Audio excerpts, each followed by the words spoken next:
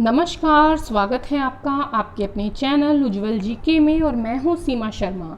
आज हम मौर्य साम्राज्य के विषय में विस्तार में बात करने वाले हैं। 101 अति महत्वपूर्ण प्रश्नोत्तर लगाने वाले हैं जो शिलालेखों से संबंधित होंगे, स्तंभ लेखों से संबंधित होंगे, अशोक से, चंद्रगुप्त मौर्य से, चाणक्य से, और इसके अलावा साथ ही साथ हम ये देखेंगे कि मौर्य काल में जो भी महत्वपूर्ण चीज़ें हैं वो सारी चीज़ें जो हैं जो परीक्षाओं में जो पूछी जाती हैं, ऐसी चीज़ें, ऐसे प्रश्न हम मौर्य साम्राज्य के इसके अंतर्गत देखने वाले हैं जो लगभग सभी जो बड़ी परीक्षाएं हैं, चाहे यूपीपीएससी की हैं, चाहे एसएससी की हैं, रेलवे की हैं, बैंक की हैं, आरपीएससी से संबंधित हैं, तो वो सारी परीक्षाओं से संबंधित जो महत्वपूर्ण प्रश्न हैं वो हम लेकर चल रहे हैं मौर्य साम्राज्य के अंतर्गत। अगर आपने अभी तक हमारे चैनल उज्ज्वल जीके को सब्सक्राइब नहीं किया तो इस प्रकार की बढ़िया वीडियो प्राप्त करने के लिए आप चैनल को सब्सक्राइब कर लें और साथ ही साथ जो बेल आइकन होता है पास में उसको भी आप प्रेस कर दें ताकि नई वीडियो की नोटिफिकेशन आपको समय रहते प्राप्त होती रहे। और अगर आपको वीडियो थोड़ी सी भी पसंद आती है तो प्लीज़ लाइक करना न भूलें और अपने मित्रों में ज़्यादा से ज़्यादा शेयर करें, कमेंट करके बताएं आपको क्या चीज़ें अच्छी लगी या क्या चीज़ें अच्छी नहीं लगी। ठीक है, तो दोनों बातें ही हैं। ठीक है, उतना ही सुधार होगा हमारी वीडियो में। तो चलिए बिना समय गवाए हम पढ़ते हैं मौर्य साम्राज्य। साथ ही साथ देखिए, अगर आप रीट की तैयारी कर रहे हैं या किसी भी आरपीएससी से संबंधित या रेलवे से संबंधित आप कोई भी तैयारी कर रहे हैं तो आप जाकर उज्ज्वल जीके की प्लेलिस्ट में जो वीडियोस हैं वो देख सकते हैं। एनसीईआरटी पढ़ना चाहते हैं, भूगोल पढ़ना चाहते हैं, राजनीति विज्ञान पढ़ना चाहते हैं, इतिहास पढ़ना चाहते हैं, तो वो सारी वीडियोस आपको वहाँ पर मिल जाएगी। रीट एसएसटी, हिंदी, साइकोलॉजी सबकी वीडियो वहाँ पर आपको प्राप्त हो जाएगी। तो चलिए बिना समय गवाए पढ़ते हैं मौर्य साम्राज्य। सबसे पहला प्रश्न है, मगध साम्राज्य पर मौर्य वंश से पहले किसका शासन था? तो आप सबको पता है घनानंद अंतिम शासक था नंद वंश का। ठीक है, तो नंद वंश का शासन था। 16 महाजनपदों में सर्वश्रेष्ठ महाजनपद कौन सा था? मगध जो था वो 16 महाजनपदों में सर्वश्रेष्ठ महाजनपद था। और धीरे धीरे ये जो मगध था इसने क्या किया था, बाकी जो 15 महाजनपद थे उनको अपने अंदर समेट लिया था और बाद में मगध जो है मौर्य साम्राज्य में तब्दील हो गया था। लगभग आपके 600 ईसा पूर्व से लेकर 322 ईसा पूर्व तक का जो टाइम पीरियड है वो मगध का आ जाता है, इन 16 महाजनपदों का। और फिर 322 में स्थापना की जाती है मौर्य साम्राज्य की चंद्रगुप्त मौर्य के द्वारा। देखिए, जो मगध साम्राज्य पर मौर्य वंश का जो शासन था वो नंद वंश का जो अंतिम शासक था घनानंद, उसने जो है चाणक्य की किसी समय में जो है क्या कह सकते हैं आप उसको, उसकी बेइज्जती की थी। ठीक है, तो उस अपमान का बदला लेने के लिए जो चाणक्य था उसने क्या किया था, चंद्रगुप्त मौर्य को जो है ढाल बनाकर और पूरे जो मौर्य साम्राज्य है उसकी स्थापना की थी। एक जो है आप कह सकते हैं कि भारत प्रथम भारतीय साम्राज्य जो था उसकी स्थापना की थी। किसने? चंद्रगुप्त मौर्य ने। किसकी सहायता से? चंद्रगुप्त मौर्य ने चाणक्य की सहायता से। ठीक है, मौर्य साम्राज्य की स्थापना किसने की थी? तो चंद्रगुप्त मौर्य ने प्रथम भारतीय साम्राज्य स्थापित किया था 322 ईसा पूर्व में। ठीक है, 322 ईसा पूर्व में। अर्थशास्त्र के रचयिता चाणक्य, इन्हीं का नाम बचपन में विष्णुगुप्त था, इन्हीं को कौटिल्य भी कह देते हैं। अर्थशास्त्र का संबंध किससे है? तो देखिए, राजनीति से संबंधित है, न कि अर्थशास्त्र से। जो शासन जो है मुख्य रूप से शासन के जो सिद्धांत हैं उनकी पुस्तक है, शासन के सिद्धांतों की आप किताब कह सकते हैं अर्थशास्त्र को। मौर्यकालीन जो शासन प्रशासन है उसकी जानकारी यहाँ से हमें प्राप्त होती है। चाणक्य का बचपन का नाम क्या था? तो विष्णुगुप्त था। और चाणक्य था, ठीक है, जो चाणक्य था इसने क्या किया था, अपने पुत्र का नाम चाणक्य रख दिया था, जो कि बचपन में पहले इसका नाम विष्णुगुप्त था और कौटिल्य भी इसी को कहा जाता है और विष्णुगुप्त भी इसी को कहा जाता है। चंद्रगुप्त मौर्य ने अपने अंतिम दिन कहाँ पर गुजारे थे? तो देखिए, श्रवण बेलगोला का जो है स्थान, ठीक है, चंद्रगिरी पर्वत, वहाँ पर मैसूर कर्नाटक में इसने अपने अंतिम दिन गुजारे थे। भद्रभाऊ जो था आपके जैन जो था उससे दीक्षा ग्रहण करके दक्षिण भारत चले गए थे चंद्रगुप्त मौर्य, और यहाँ पर इन्होंने अपना शरीर त्यागा था चंद्रगिरी पर्वत पर। प्रथम भारतीय साम्राज्य स्थापित किया गया था, तो चंद्रगुप्त मौर्य के द्वारा प्रथम भारतीय साम्राज्य स्थापित किया गया था। सेंड्रोकोटस के रूप में चंद्रगुप्त मौर्य की पहचान किसने की है? देखिए सेंड्रोकोटस कह लीजिए, एंड्रोकोटस कह लीजिए आप, ये चंद्रगुप्त मौर्य के ही नाम है, जो है यूनानी नाम है। विलियम जोन्स ने सेंड्रोकोटस के रूप में चंद्रगुप्त मौर्य की पहचान की थी। देखिए अगर आप बात करें एंड्रोकोटस, ठीक है, एंड्रोकोटस की बात करें तो एरियन जो है, एरियन और प्लूटार्क, एरियन और जो प्लूटार्क है, इन दोनों ने इसकी पहचान की है एंड्रोकोट्स के रूप में। किसकी? चंद्रगुप्त मौर्य की। और सेंड्रोकोट्स के रूप में विलियम जोन्स ने। चाणक्य प्रधानमंत्री था तो किसका था? चंद्रगुप्त मौर्य का प्रधानमंत्री था। इसकी देखिए सहायता से ही मौर्य साम्राज्य की स्थापना चंद्रगुप्त जो मौर्य है इसने की थी।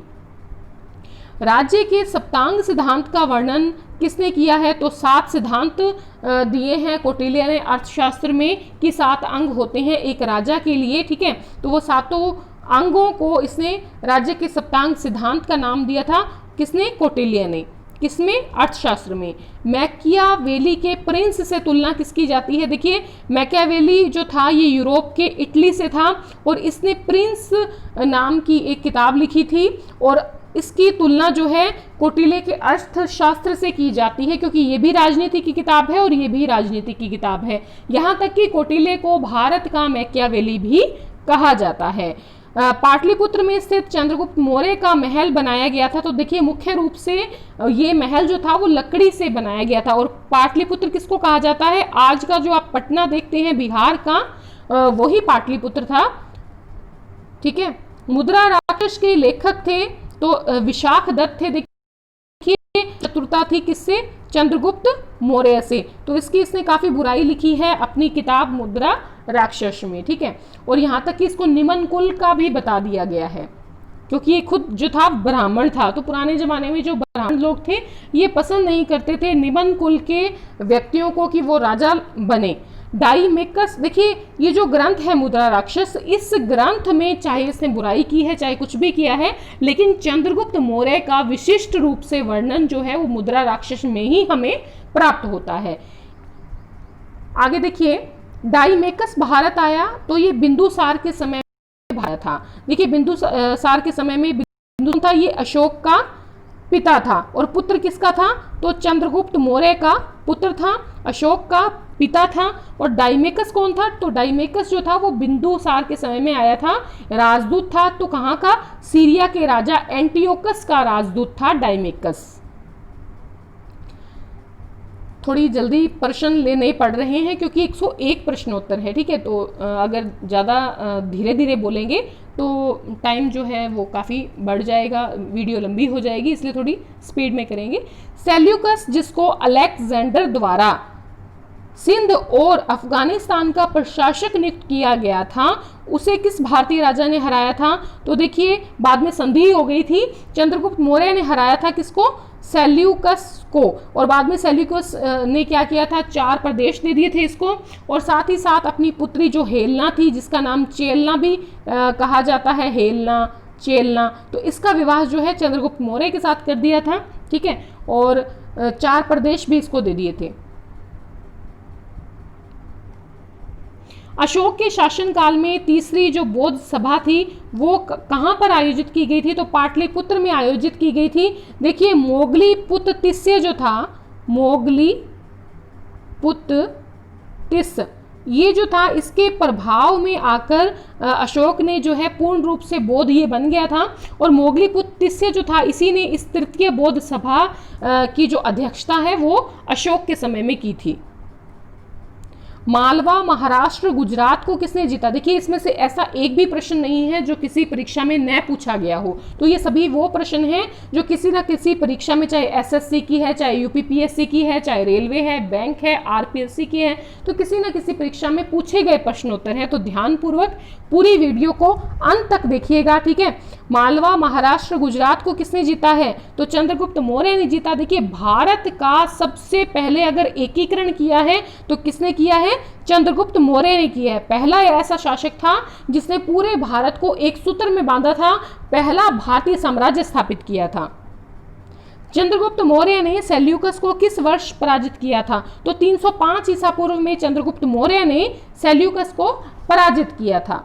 अगला प्रश्न आता है हमारा, दक्षिण भारतीय राज्यों का उल्लेख अशोक के किस अभिलेख में प्राप्त होता है? देखिए, दक्षिण भारतीय जो राज्य थे जैसे कि चेर है, आपके चोल है, पांड्य है, इन सब राज्यों का वर्णन जो है अशोक के दूसरे मुख्य शिलालेख में प्राप्त होता है।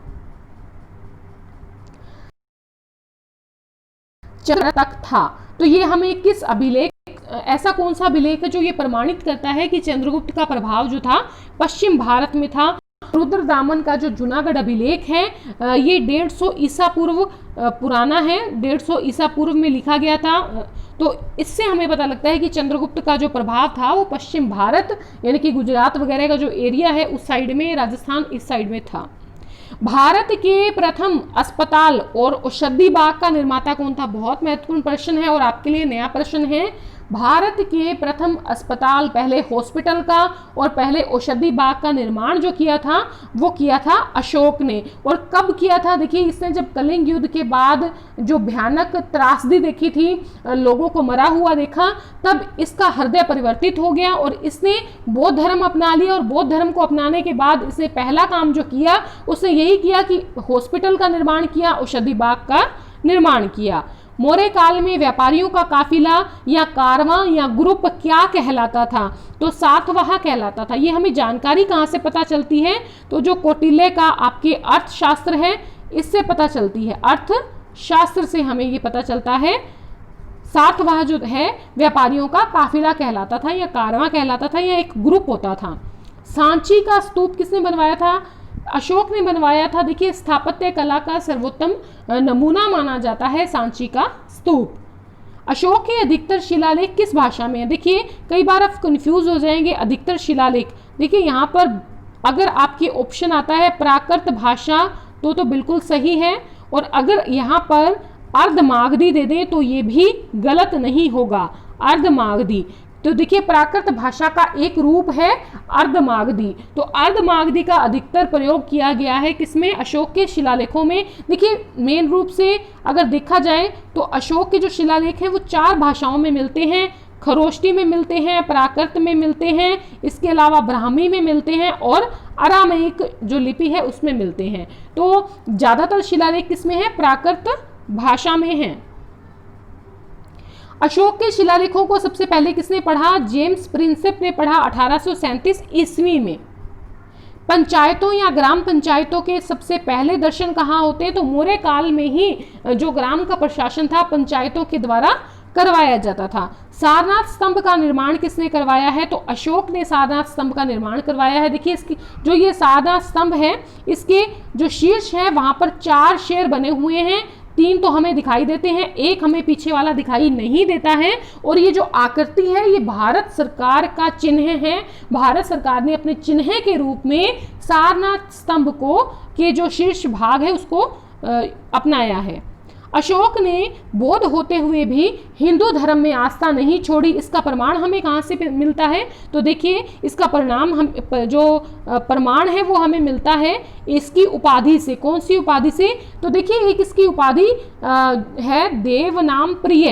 देवनाम प्रिय का अर्थ होता है देवताओं को प्रिय, इसका अर्थ है। ठीक है, तो देवता लोग कहाँ पर होते हैं? हिंदू धर्मशास्त्र के अनुसार देवता होते हैं। तो इसलिए ये प्रमाण मिलता है कि देवनाम प्रिय की उपाधि इसने धारण कर रखी थी। ठीक है, बौद्ध होते हुए भी तो इसकी हिंदू धर्म में आस्था नहीं गई। अशोककालीन अभिलेख जो खरोष्टी लिपि में है तो शाहबाजगढ़ी और मानसेहरा ये पाकिस्तान में है और खरोष्टी लिपि में इसके अशोक के ये अभिलेख हैं खरोष्टी लिपि में। और ये बहुत बार प्रश्न पूछा गया है। ये देखिए, ये आपके लिए नया प्रश्न है। पंकोदकस निरोधे मौर्य प्रशासन द्वारा लिया जाने वाला जुर्माना था। ये एसएससी के एक पेपर में पूछा गया है। तो देखिए, सड़क पर अगर कीचड़ फैलाता था तो उससे जुर्माना लिया जाता था। पंकोदकस निरोधे। गिरनार क्षेत्र में एक झील जिसका नाम था सुदर्शन, उसका निर्माण किसने करवाया था? तो देखिए निर्माण करवाया था चंद्रगुप्त मौर्य के एक मंत्री था पुष्यगुप्त, ठीक है, उसने करवाया था। तो मेनली शासक चंद्रगुप्त मौर्य है, तो चंद्रगुप्त मौर्य का नाम ही आएगा।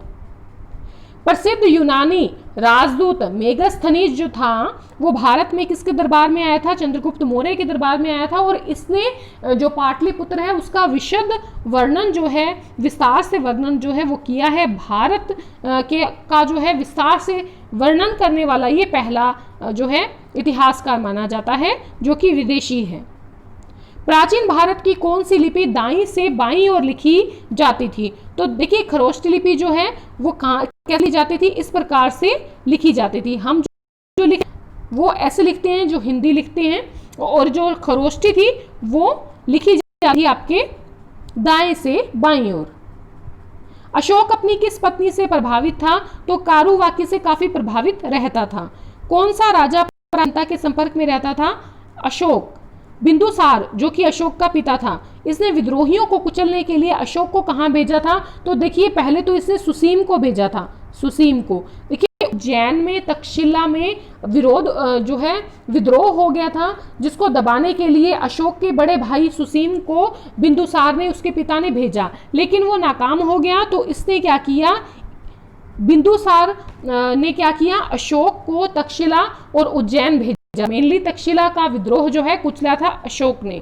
सुसीम की हत्या करके शासक कौन बना? अशोक। देखिए कहा जाता है कि 99 भाइयों की हत्या करके ये शासक बना था। हो भी सकता है क्योंकि पहले जो अशोक था आपके बौद्ध बनने से पहले और आपके कलिंग युद्ध से पहले वो थोड़ा सा विद्रोही स्वभाव का था, तो 99 भाइयों का कत्ल करके शासक बन सकता है, इसमें कोई बड़ी बात नहीं है।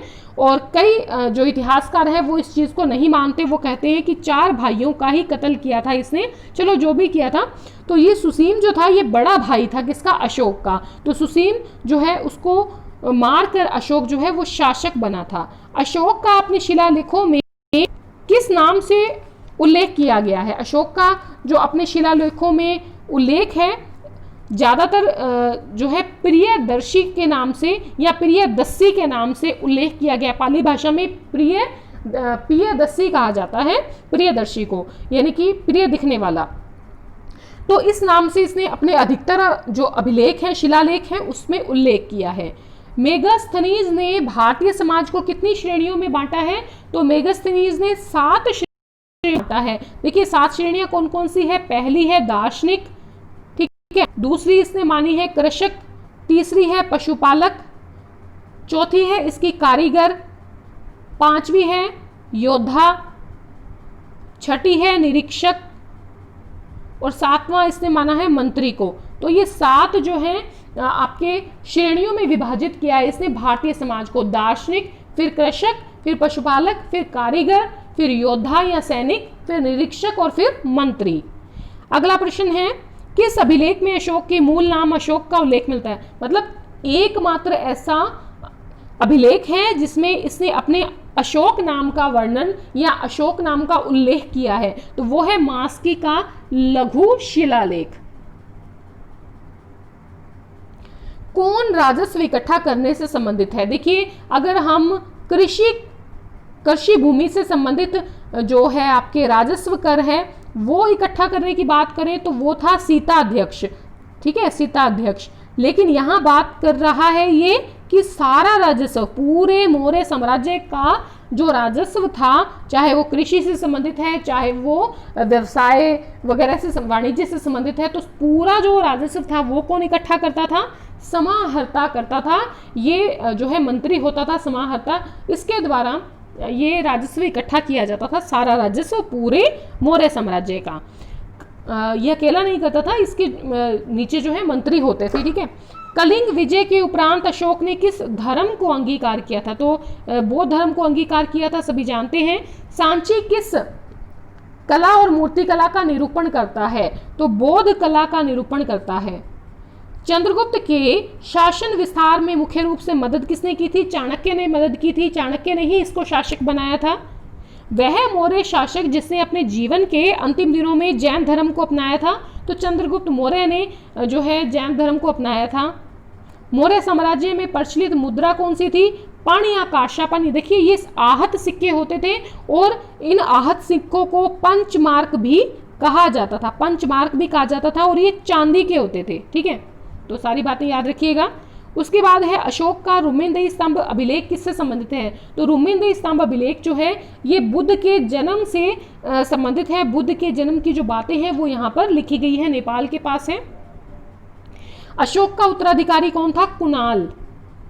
मौर्य वंश के शासक कौन थे? तो महत्वपूर्ण शासकों में नाम आता है चंद्रगुप्त मौर्य का, फिर उसके पुत्र बिंदुसार का, फिर उसके पुत्र अशोक का, और फिर उसके पुत्र कुणाल का।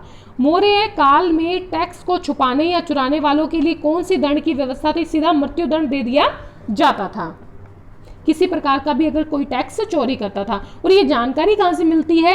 ये जानकारी हमें इंडिका से मिलती है। इंडिका किसकी है? मेगास्थनीज की।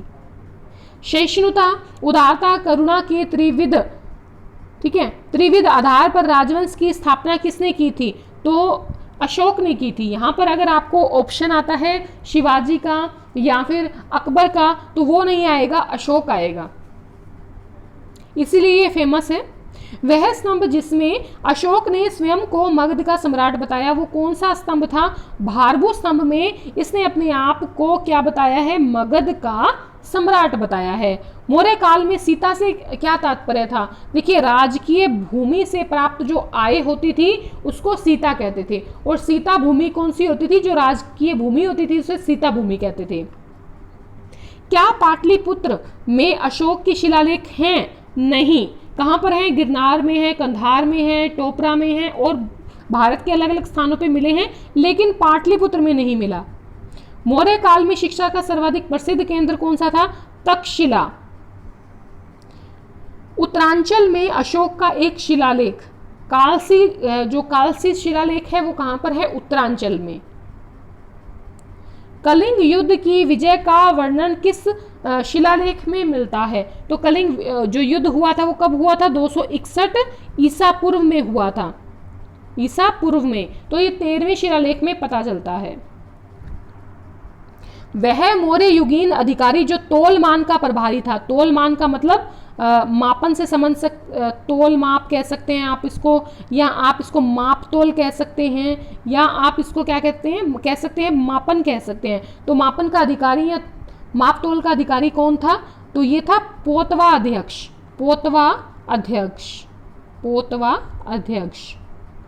पाटलिपुत्र के प्रशासन का वर्णन कहाँ से मिलता है? इंडिका से मिलता है।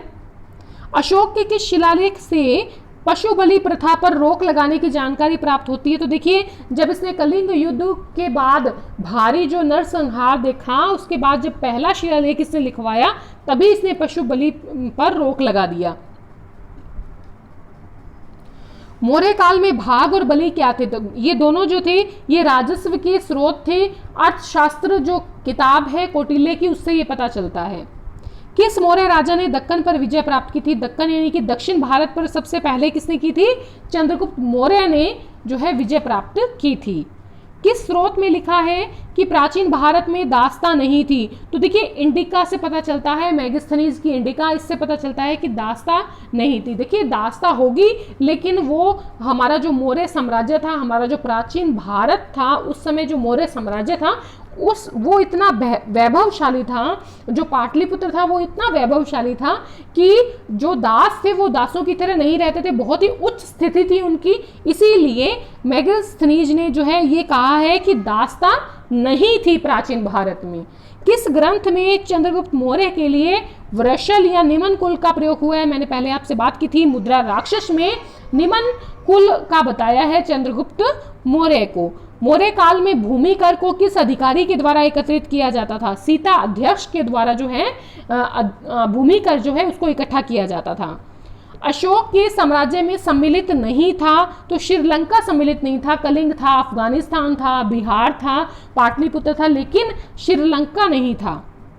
बाराबर या जहानाबाद जो जिला था उसकी गुफाओं का उपयोग किसने आश्रय गृह के रूप में किया था? तो आजीविक जो संप्रदाय था उसको अशोक ने बाराबर की गुफाएं जो थी वो दान में दे दी थी। अशोक के अधिकांश अभिलेख किस भाषा व लिपि में हैं? प्राकृत व ब्राह्मी लिपि में है। अमित्रघात नाम है किसका है? बिंदुसार का, जो कि आपके अशोक का पिता था, उसी को अमित्रघात कहा जाता है। अशोक ने 261 ईसा पूर्व में कलिंग को जीतने के बाद क्या किया? तो भारी रक्तपात को देखकर युद्ध नीति को का जो है सदा के लिए त्याग कर दिया, और यही कारण रहा कि मौर्य जो साम्राज्य था वो धीरे धीरे धीरे पतन की ओर अग्रसर हुआ। पाटलिपुत्र को किस शासक ने सबसे पहले अपनी राजधानी बनाया? तो चंद्रगुप्त मौर्य ने सबसे पहले अपनी राजधानी बनाया।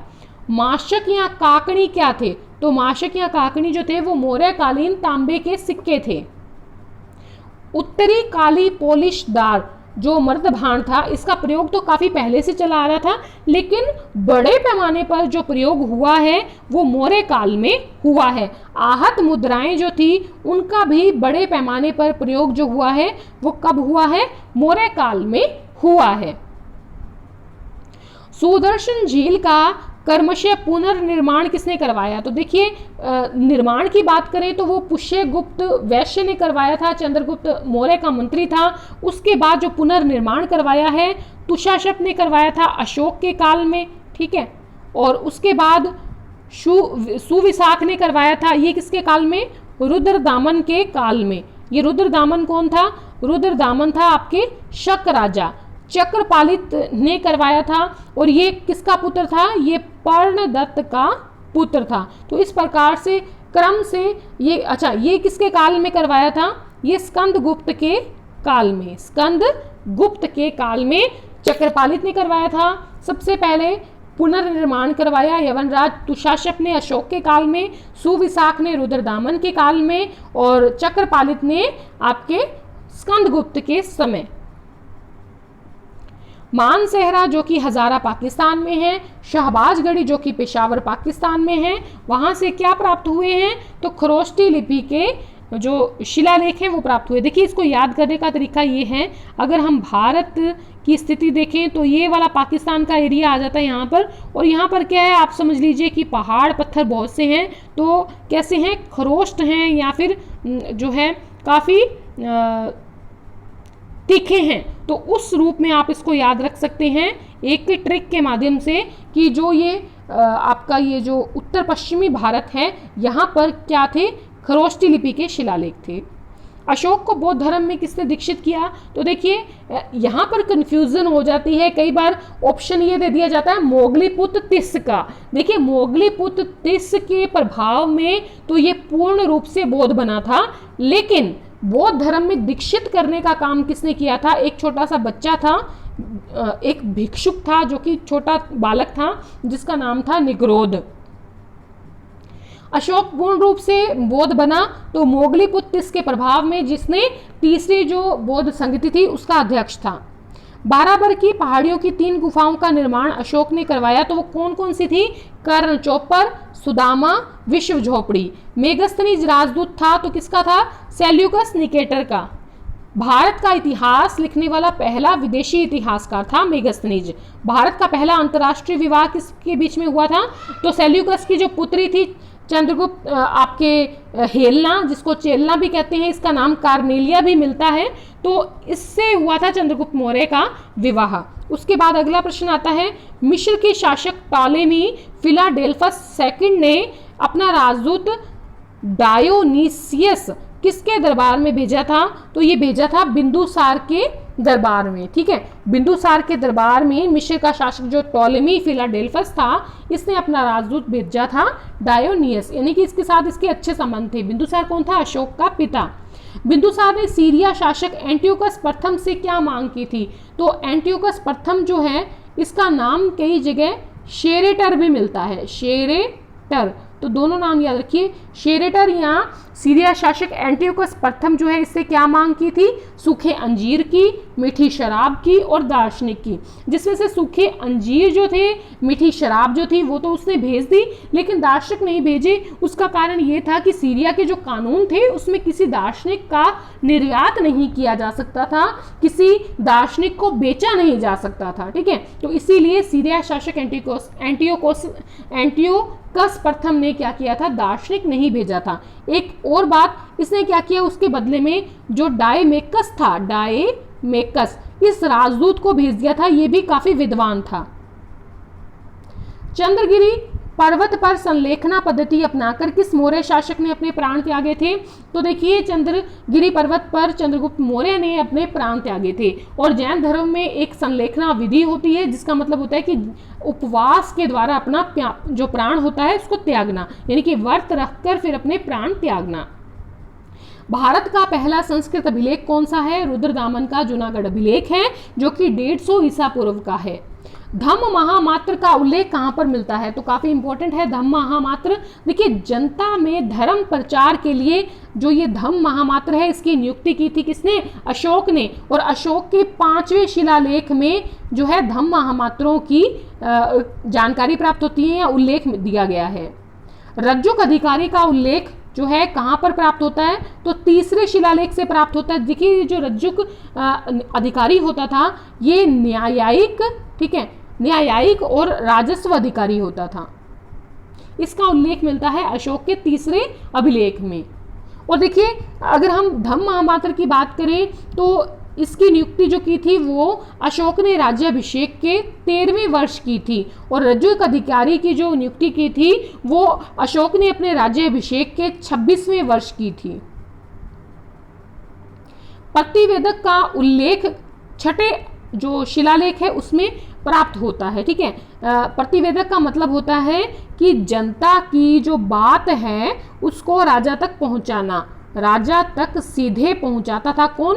प्रतिवेदक। मौर्य काल में जो गुप्तचर थे वो क्या कहलाते थे? गूढ़ पुरुष कहलाते थे। महामात्याप सर्प क्या था? कौन था? गुप्त विभाग का प्रधान जो अधिकारी होता था वो महामात्याप सर्प कहलाता था। कंटक शोधन क्या था? तो ये फौजदारी न्यायालय को कंटक शोधन कहा जाता था। मौर्य वंश का अंतिम शासक कौन था? मौर्य वंश का अंतिम शासक जो था वो था बृहद्रथ। भारत का मैकियावली कौन था? कौटिल्य। मौर्य काल में कंबल के लिए प्रसिद्ध उत्तर पश्चिमी भारत में के जो कंबल थे काफी प्रसिद्ध थे। कौटिल्य ने किस फसल को सबसे बढ़िया और किस फसल को घटिया कहा है? तो धान की फसल बढ़िया कहा है और गन्ने की फसल को जो है निकृष्ट कहा है। मौर्यकालीन सिक्के कौन कौन से थे? तो देखिए, अगर पर्ण की बात करें तो पर्ण जो होता था आपके ये चांदी का होता था और ये होती थी आहत मुद्रा या इसी को कहा जाता था पंचमार्क। और अगर आप बात करें निष्क, ये सोने का होता था।